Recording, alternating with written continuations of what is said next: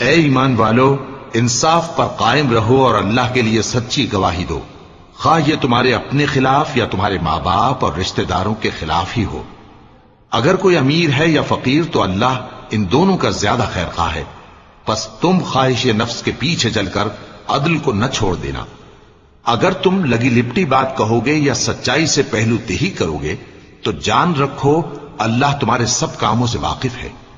مومنو، اللہ پر اور اس کے رسول پر اور جو کتاب اس نے اپنے اس پیغمبر پر نازل کی ہے اور جو کتابیں اس سے پہلے نازل کی تھیں سب پر ایمان رکھو،